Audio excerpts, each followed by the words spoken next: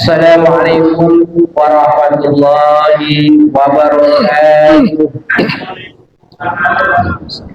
Alhamdulillah, alhamdulillahirabbil alamin, wassalatu wassalamu ala asrofil anbiya'i wal mursalin sayyidina wa maulana Muhammadin wa ala alihi wa sahbihi ajma'in. Amma ba'd. Bapak dan ibu-ibu sudah sholat maghrib berjamaah, insyaallah sama-sama dimuliakan Allah Subhanahu wa taala. Marilah kita selalu senantiasa memanjatkan puji dan syukur Allah Subhanahu wa taala yang mana sebenarnya saat ini kita semua telah diberi oleh Allah, terutama nikmat panjang umur, sehat walafiat, nikmat iman, nikmat Islam. Dengan nikmat-nikmat tersebut kita masih dapat melaksanakan perintahnya, yaitu sholat maghrib berjamaah. Allahumma sholli ala sayyidina Muhammad wa ala ali sayyidina Muhammad sallallahu alaihi wasallam. Kami sampaikan juga kepada junjungan kita Nabi Muhammad sallallahu alaihi wasallam, yang mana kita umat yang istiqomah dalam menjalankan sunnah-sunnahnya, mudah-mudahan mendapatkan syafaat di akhirat. Amin ya rabbal alamin. Bapak dan ibu-ibu yang sama-sama dimuliakan Allah Subhanahu wa taala, sebagaimana biasanya tiap hari malam kita adakan taklim. Mudah-mudahan taklim ini dapat meningkatkan keimanan kita pada Allah Subhanahu wa taala. Tapi sebelumnya mari kita bacakan suratul Fatihah. Kita berdoa untuk Allah kita, jamaah hidup maupun dalam keluarga kita, dan wabil khusus untuk jamaah taklim masjid dalam taklim. Mudah-mudahan barokah dari Allah Subhanahu wa taala. Bi barakati ruhul Quran al-Fatihah. A'udzu billahi minasyaitonir rajim. Bismillahirrahmanirrahim. Alhamdulillahirabbil alamin arrahmanir rahim maliki yaumiddin. Iyyaka na'budu wa iyyaka nasta'in ihdinas siratal mustaqim siratal ladzina an'amta 'alaihim ghairil maghdubi 'alaihim waladdallin. Waktu saja 7 kurang 2 menit, kesempatan ke jamaah. Assalamualaikum warahmatullahi wabarakatuh. Waalaikumsalam warahmatullahi wabarakatuh. Alhamdulillah, salatu wassalamu ala rasulillah wa ala alihi wa ashabihi wa man tabi'ahum wa ba'da. Wa la hawla wa la quwwata illa billah. Qala Allah ta'ala fi kitabihil karim, a'udzu billahi minasy syaithanir rajim. Bismillahirrahmanirrahim.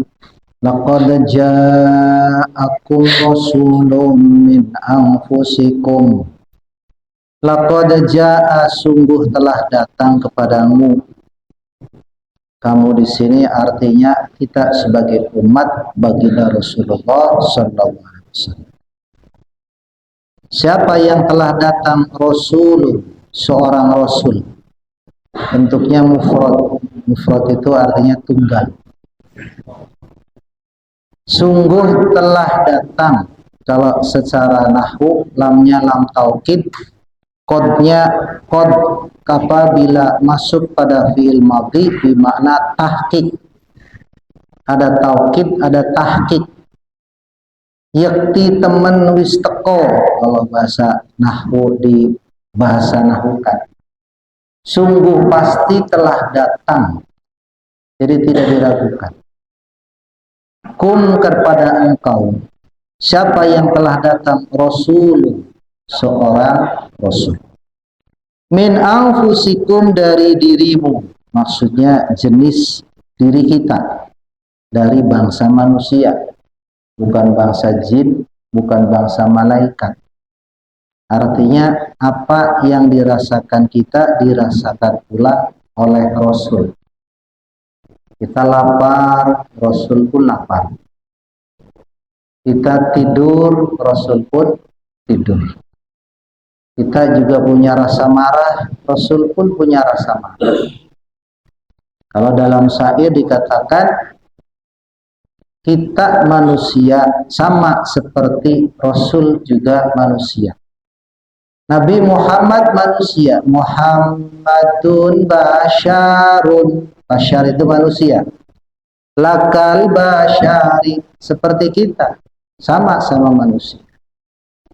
Hanya diumpamakan kalau ibarat batu, bal huwa kal yakut bainal hajari, ibarat batu. Kalau Rasul mah batu permata, kalau kita batu Kali. Iya, batu kali, batu koral, batu split. Batu split itu bisa punya harga kalau satu truk ya, kalau satu kijang. Kalau timbang di Darul Mutakin batu split berceceran, lah dibuang lah. Ya. Artinya macam kita ada harga, ada nilai ketika berjamaah. Tapi kalau Rasul ibarat batu permata, biar kata kecil, permata coy, mahal harganya. Ya. Itu diibaratkan seperti sama-sama Nabi Muhammad min anfusikum, dari jenis kita.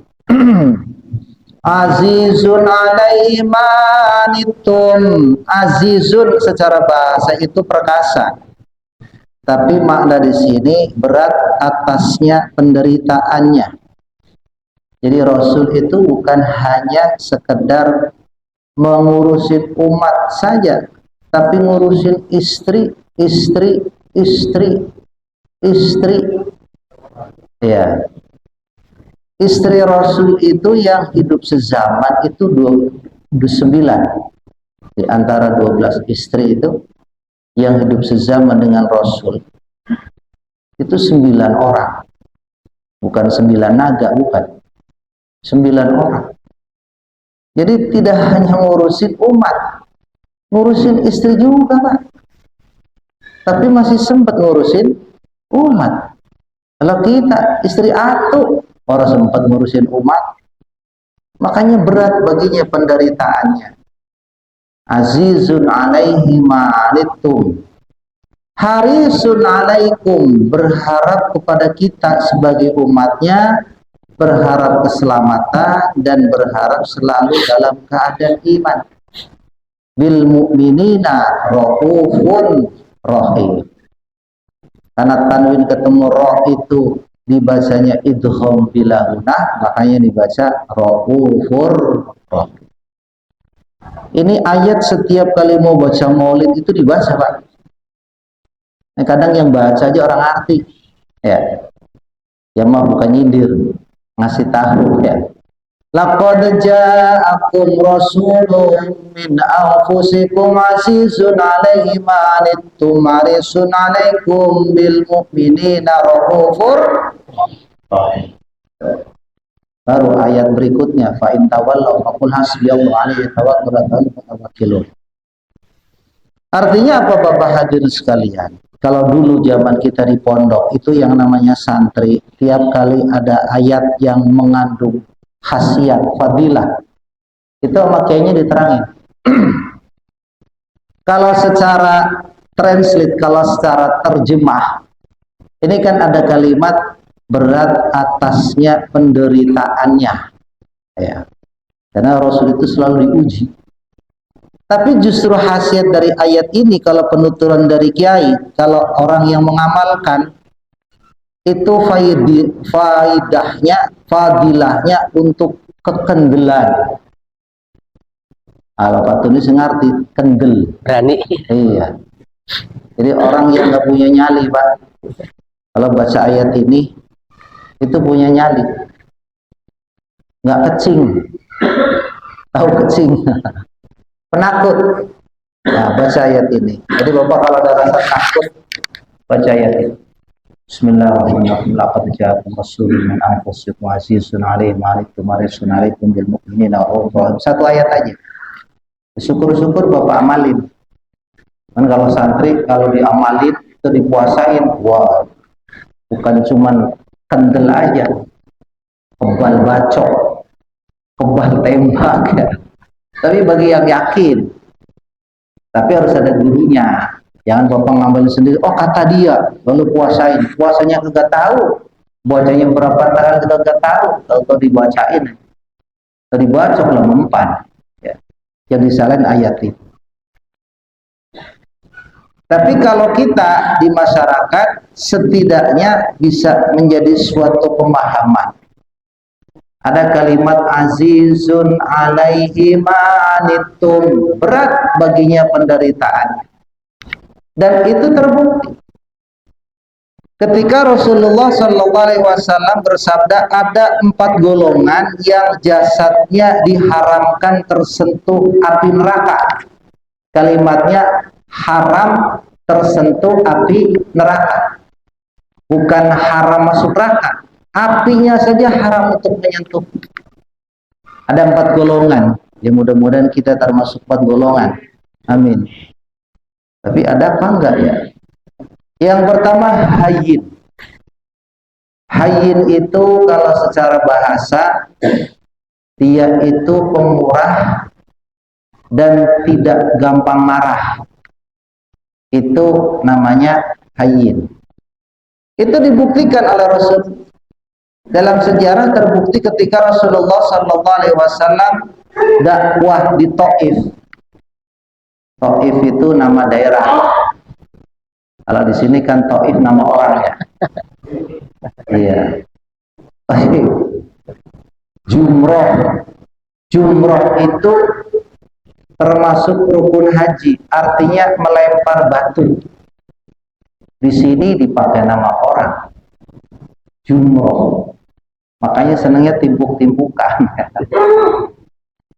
Taif, satu daerah. Ketika Rasulullah SAW dakwah di Taif, sejarah mencatat Nabi bukan cuma diusir, tapi Nabi itu dilemparin kotoran. Isi perut domba itu dilemparkan ke wajah Rasulullah. Bahkan bukan cuma kotoran, batu ditimpakan di wajah Rasulullah.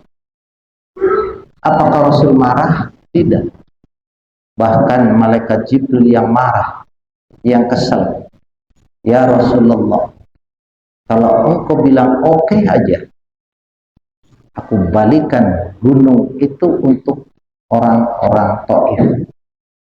Apa kata Rasul? No, jangan. Allahumma yahdik. Ya Allah, berikanlah hidayah kepada. Malah Rasul doakan agar orang-orang yang menganiaya diberi hidayah oleh Allah. Itu kan teori, itu kan Rasul. Betul. Justru menjadi Rasul itu kan bisa menjadi contoh, bisa menjadi teladan. Kita ikuti. Sampai sekarang itu konon ya Allah alam kebenarannya. Kalau yang pernah ke Taif, itu ada batu yang udah diangkat oleh malaikat Jibril, yang mau ditimpukin oleh penduduk Taif. Terus kata Rasul, jangan Jibril.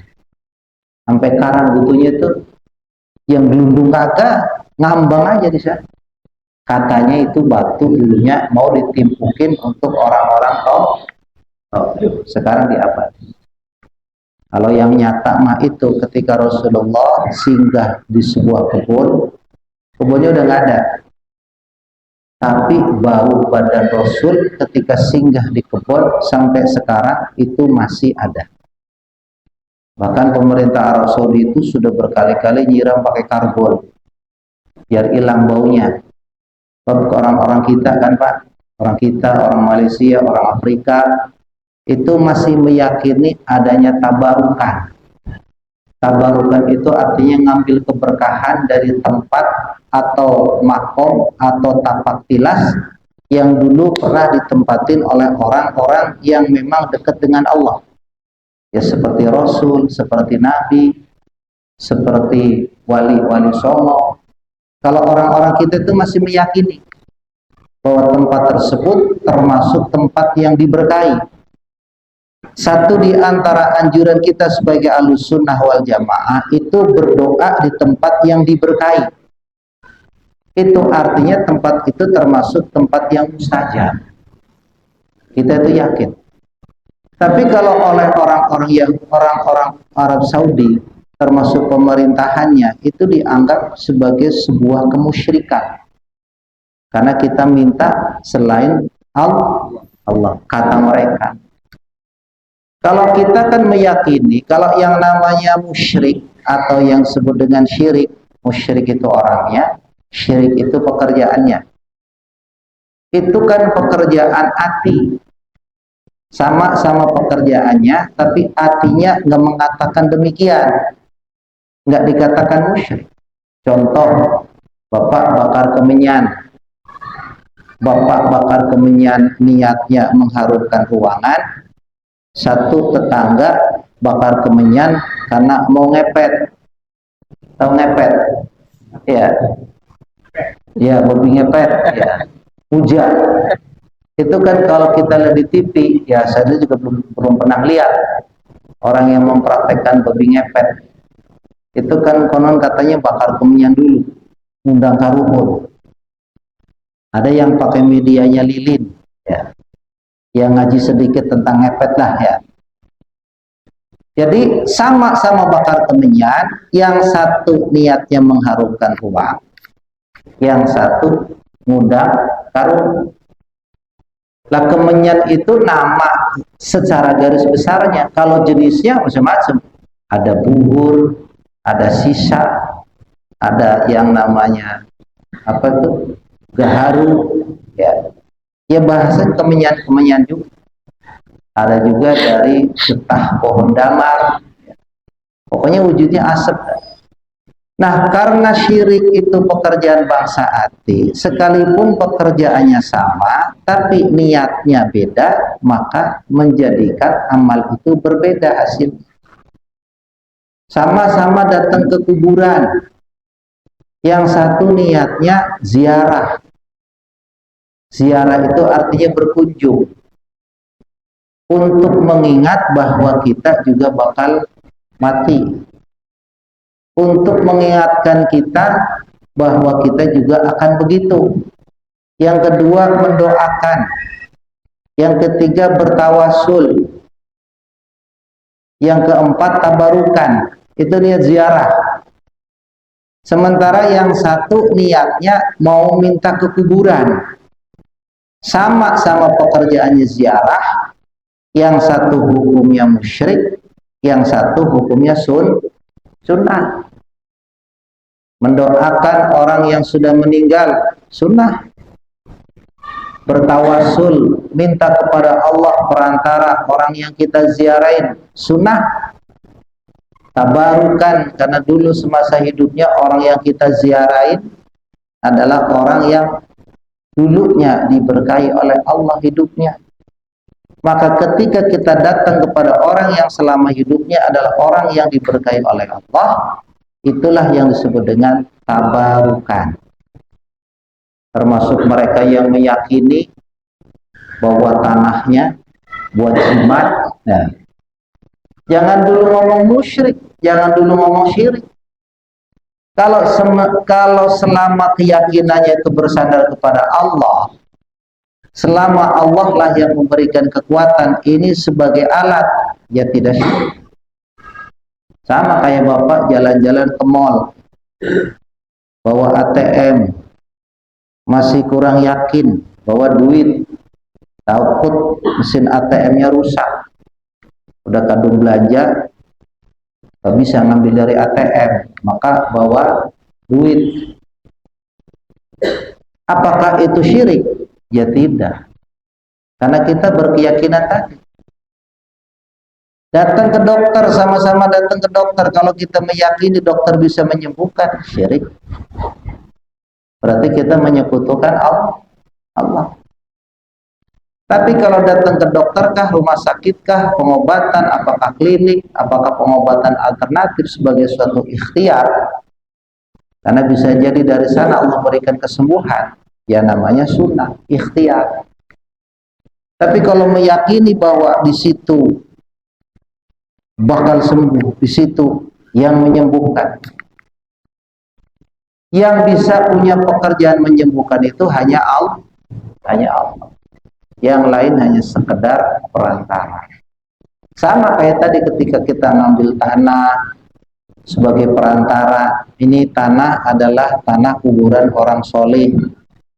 Kita pakai buat tebar di tempat yang mau kita jadikan usaha. Tetap bersandar kepada Allah.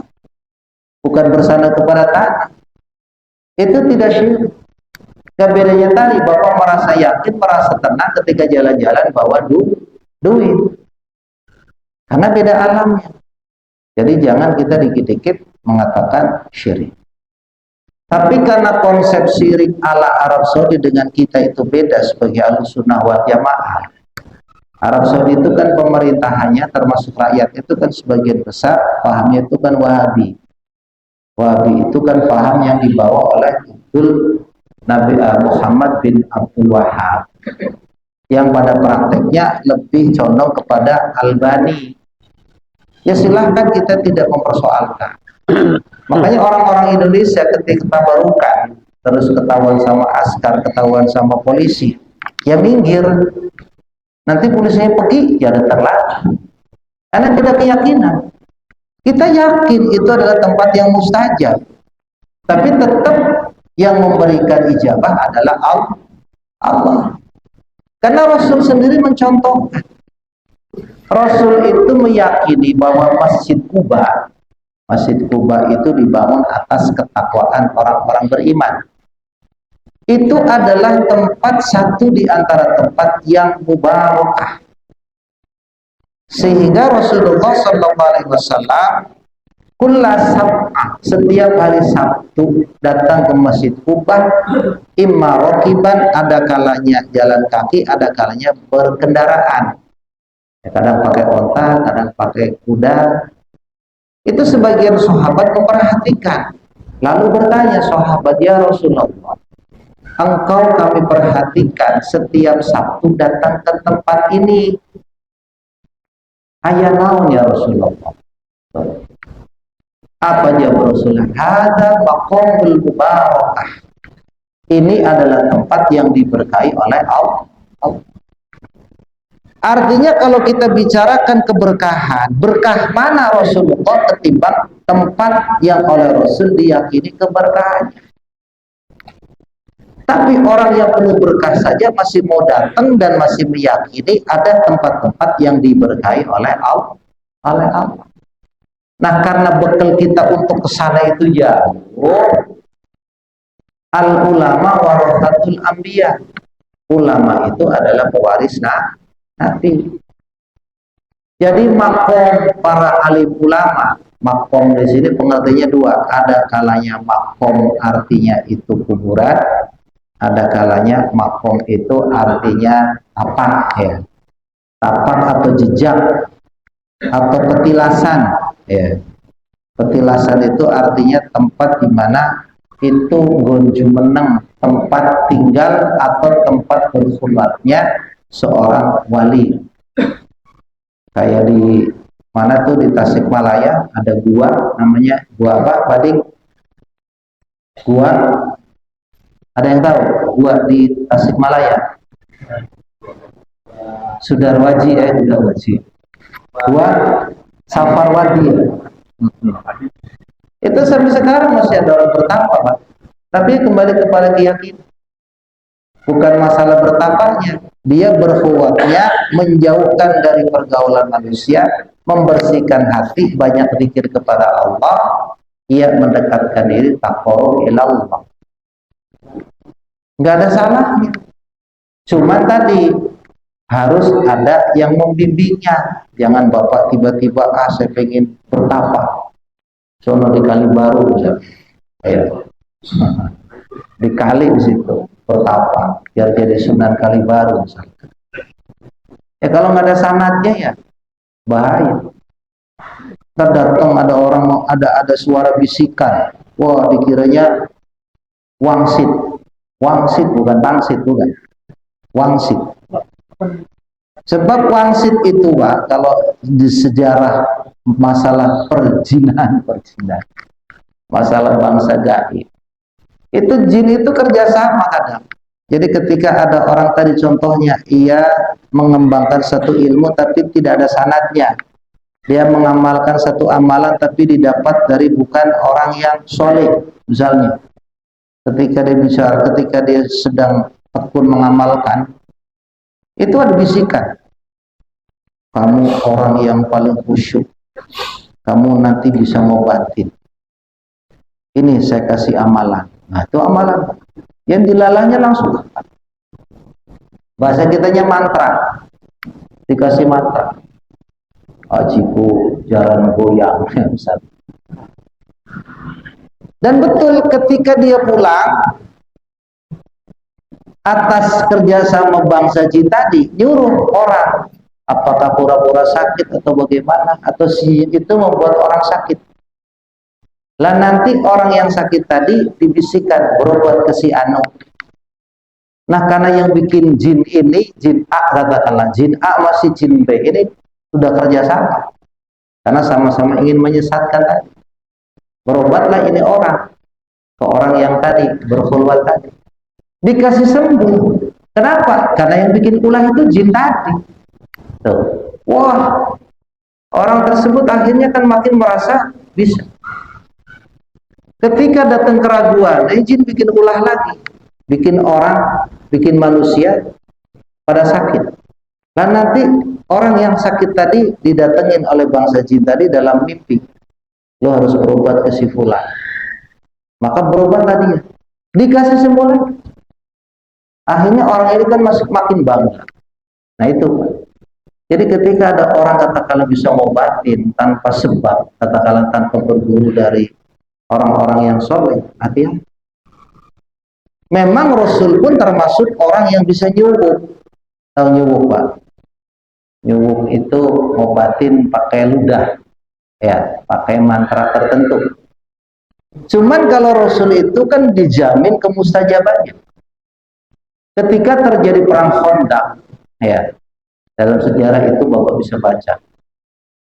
Itu kan Sayyidina Ali termasuk di antara sahabat yang paling muda. Tapi biar kata muda, Sayyidina Ali itu terkenal selalu memenangkan di dalam perang tanding. Jadi orang Islam sama orang kafir ketika mau perang, Pak, itu perang tanding dulu, 1 lawan 1. Ya kalau di Meksiko, di Amerika itu perang koboi dulu. Tembak 1 lawan 1. Nah waktu itu orang kafir yang diwakili oleh, kalau nggak salah namanya Mabar. Mabar itu orangnya gede, tinggi, kuat, star. Bisa dikatakan sahabat-sahabat itu kalau menghadapi Mabar itu udah keperannya. Waktu itu Sayyidina Ali yang biasa dijadikan sebagai tokoh untuk lawan tanding, itu dalam keadaan sakit mata. Armad itu kalau bahasa kitanya itu belekan. Nah, orang kan kalau perang, orang kan kalau main pedang kalau belekan kan repot, Pak. Ya. Nah, kemudian Rasulullah ambil tangan sendiri terus dibacain, tempelin di lidahnya, diusapkan di mata Sayyidina Ali. Waras. Itu namanya sumuk, Pak. Ya. Dan itu diajarkan Rasulullah kepada para sahabat. Tapi bukan dalam bentuk, bukan dalam cara, bukan dalam metodologi ini sahabat. Kamu saya ajarin cara nyubuk, tidak. Jadi ketika ada sahabat tertentu yang melihat proses Rasul itu ngobatin mata Sayyidina Ali, itu bahasanya kepo. Suatu ketika 4 mata Rasul dengan sahabat tadi, kalau nggak salah namanya Zaid bin Thabit apa siapa, itu bertanya kepada Rasulullah, ya Rasulullah, doa apa yang engkau baca ketika engkau ngobatin Sayyidina Ali? Disampaikan. Nah itu yang namanya sanad. Sahabat itu ketika keluarganya dalam keadaan sakit tadi belekan, diobatin apa yang diajarkan oleh Rasulullah. Lalu yang diobatin tadi bertanya, doa apa yang engkau baca? Ada ayatnya, cuman gak dikasih tahu di sini. Ntar Bapak praktekin, orang malah tambah buta, malah bahaya. Ya, itu yang namanya sanad itu seperti itu. Jadi memang nyambung kepada Rasulullah. Jadi mereka orang-orang yang bisa nyuwuk, katakanlah tadi contohnya apa, matanya atau mungkin kakinya. Ketika Sayyidina Ali itu perang kemudian kakinya pada pecah, lalu disuwuk juga oleh Rasulullah. Jadi kalau seumpama nyuwuk dikatakan musyrik, ya berarti Rasulullah melakukan perkara musyrik. Ada dasarnya. Jadi ketika ada orang bisa baca mantra tertentu, Dan mantra itu kemustajabannya tidak harus dilakukan oleh orang yang soleh saja. Yang namanya ilmu yuruk, yang namanya ilmu mantra itu tergantung sanad atau tempat bersandarnya. Sekalipun maaf, ada di dulu juga di sini tuh Pak.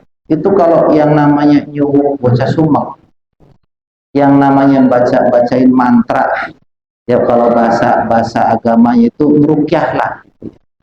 Bukan merukyah yang model sekarang. Kalau merukyah model sekarang itu kan karena ada syiar. Jadi ayat-ayatnya itu dibaca jahar. Kalau merukyah zaman dulu itu cuman mulutnya doang yang gerak-gerak. Tahu-tahu diludahin waras. Gitu. Nah kemustajabannya itu karena berkaitan dari dia dapat ilmu itu dari sanad yang sahih. Gitu. Kadang maaf bacaannya itu tidak sefasih bocah sekarang. Orang kadang baca Bismillahirrahmanirrahim aja, Sirahman Sirahim doang. Tapi karena tadi sanadnya itu sampai kepada Rasulullah, makanya mustajab. Ya termasuk tadi ketika Rasulullah SAW bersembunyi di gua, berkumpul dengan Sayyidina Abu Bakar. Sayyidina Abu Bakar saking Rasul itu jangan sampai terbangun, jadi ada lubang di mana lubang itu akan keluar ular. Lalu oleh Sayyidina Abu Bakar ditahan pakai kaki. Padahal ini ular, konon katanya sudah ribuan tahun ingin bertemu dengan kekasih Allah. Karena dalam dunia ular itu diceritakan nanti akan ada Nabi akhir zaman yang akan singgah di tempat ini. Ya wallahu a'lam itu benar nggak ceritanya. Jadi jadi ular itu sudah bertapa sekian ratus tahun di situ. Ketika nongol mau ketemu sama kekasih Allah dihalangi oleh Sayyidina Abu Bakar. Lah marah itu ular. Akhirnya kan itu kaki Sayyidina Abu Bakar bolak-balik dipatok. Sampai saking sakitnya Sayyidina Abu Bakar menahan rasa sakit akibat dipatok ular, ia mengeluarkan air mata. Air mata itu bukan karena kesedihan sebetulnya, tapi karena rasa sakit menahan karena dipatok oleh ular tadi. Maka Rasulullah mengatakan la tahzan innallaha ma'ana. Begitu dilihat ternyata memang kakinya pada bengkak. Nah kembali itu Rasul nyuwuk Sayyidina Abu Bakar. Jadi bahasa suwuk itu ada sanadnya. Hadir rahimakumullah. Jadi golongan pertama orang yang haram jasadnya tersentuh dari api neraka adalah golongan hayyin. Artinya orang yang tenang, nggak mudah marah, dan itu dipraktekkan oleh Rasulullah SAW ketika menghadapi orang-orang Taif yang mengusirnya.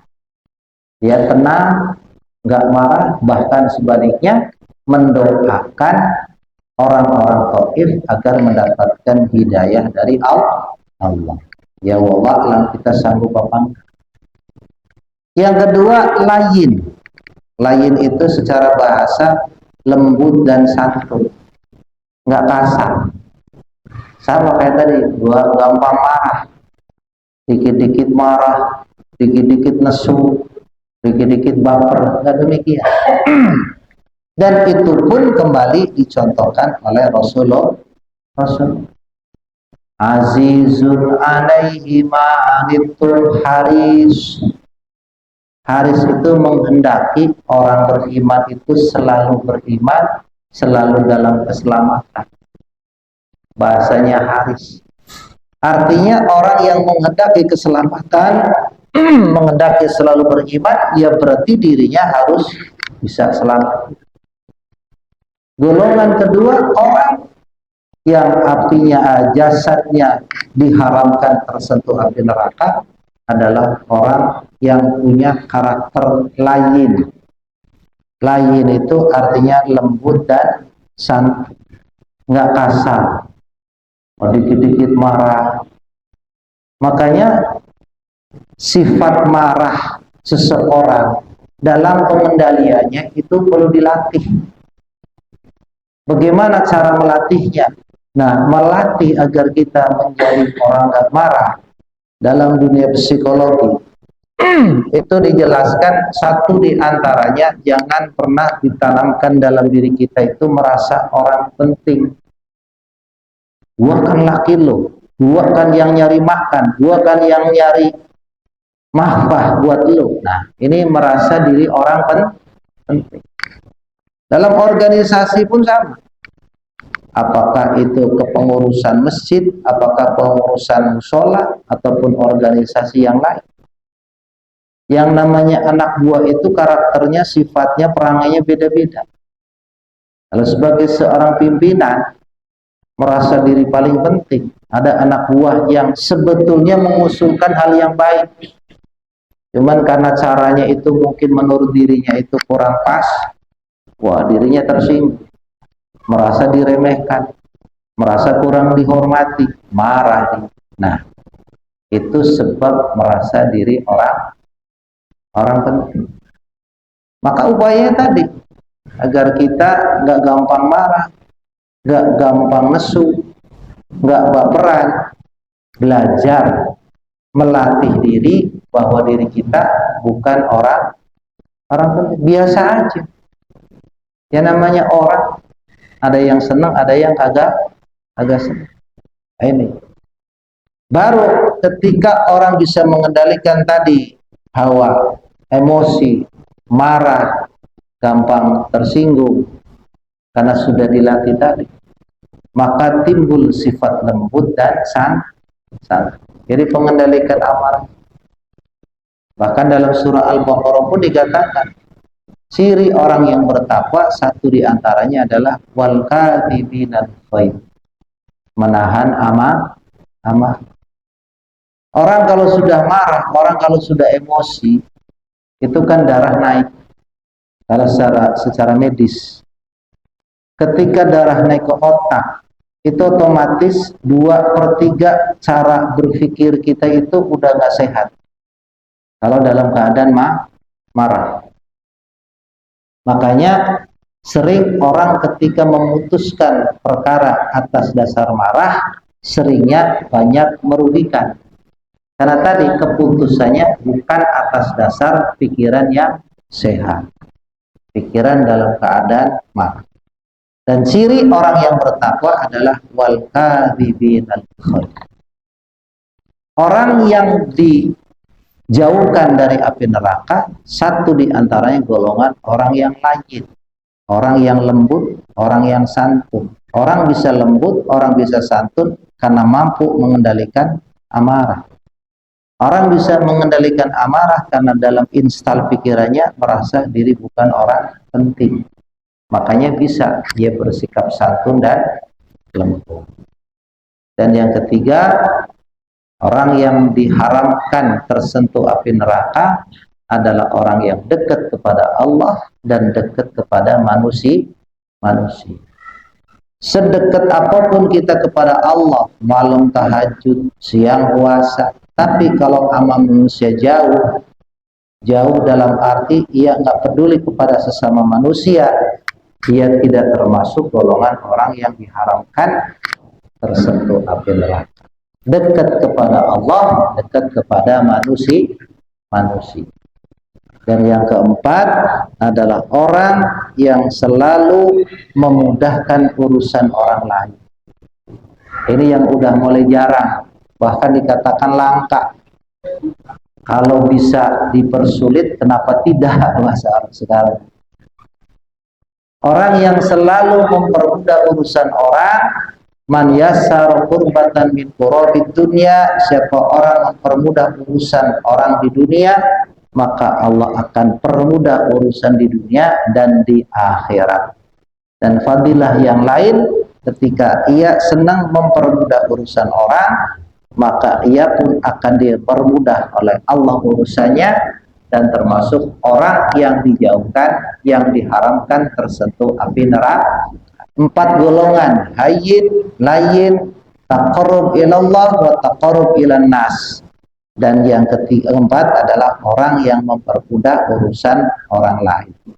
Ya mudah-mudahan kita termasuk orang yang ada di antara salah satu keempat tadi.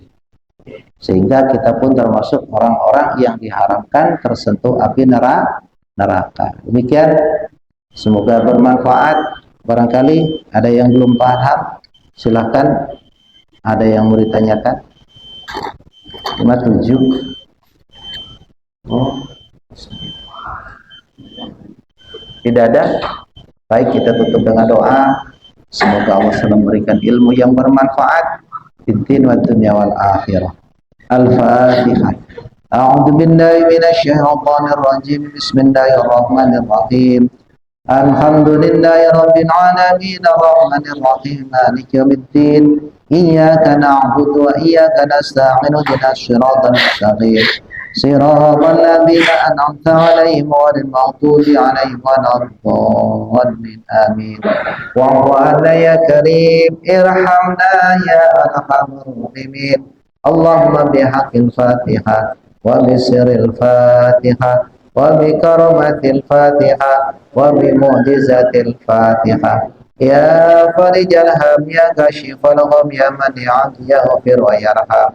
Da'wahum fiya subhanaka Allahumma wa tahiyatum fiya salam wa akhiru da'wahum alhamdulillahi rabbil alamin. Assalamualaikum warahmatullahi wabarakatuh. Waalaikumsalam warahmatullahi wabarakatuh. Demikian tadi Bapak sekalian, mudah-mudahan apa yang telah sampaikan Pak Ustaz ada manfaatnya dan dapat ambil kehidupan saya. Jaga aja. Wassalamualaikum warahmatullahi wabarakatuh.